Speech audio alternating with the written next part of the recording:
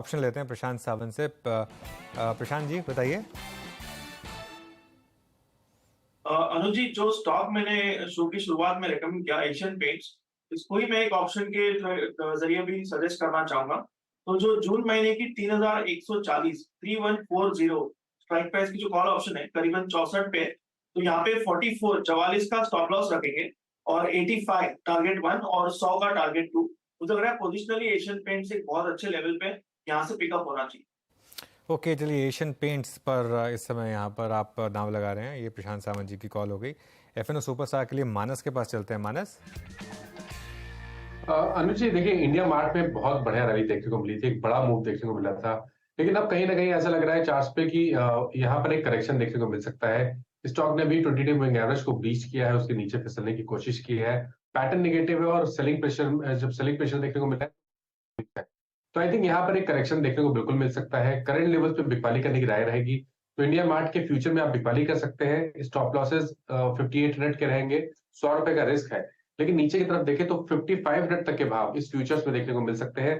तो 5500 के टारगेट के लिए इंडिया सीमेंट के फ्यूचर में बिकवाली करनी है।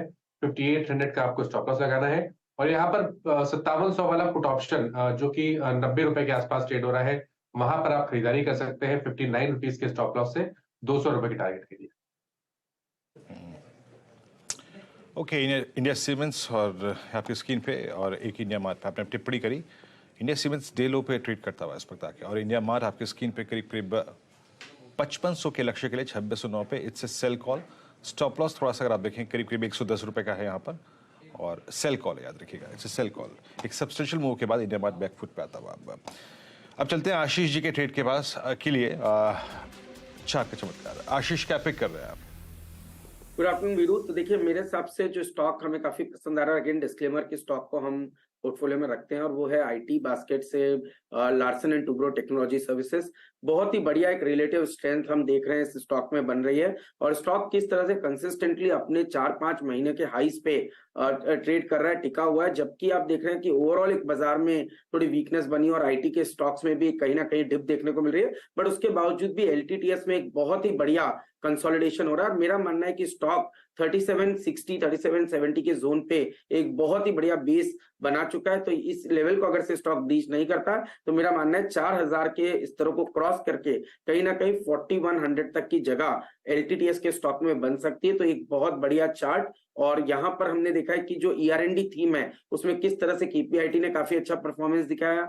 ऑफलेट टाटा एलेक्सी ने एक अच्छी रिकवरी लोअर लेवल से दिखाई, तो मुझे लगता है पॉजिटिव इफेक्ट आपको एलटीटीएस के स्टॉक में भी देखने को नजर आ जाएगा। L&T Technology Services for a possible target of 4,000 और 4100 के जोन के लिए 3770 के स्टॉप लॉस के साथ आपको लेना है। अब चलते हैं आज की मिड कैप फंडर कॉल के लिए राजेश अग्रवाल जी के पास। राजेश जी क्या पिक कर रहे हैं आप?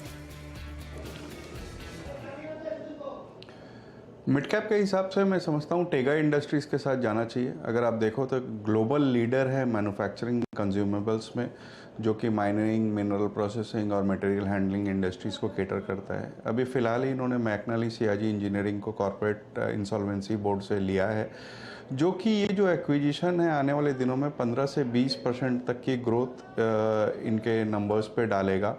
तीसरी तिमाही के नतीजे की बात करूं, क्योंकि चौथी तिमाही के नहीं आए हैं, तो तीसरी तिमाही के 15% की रेवेन्यू ग्रोथ थी, बॉटम लाइन में 44% की बढ़त देखी गई थी, और दिसंबर में जबकि तीसरी तिमाही के नतीजे के अंत तक इनकी ऑर्डर बुक 325 करोड़ रुपए के आसपास थी।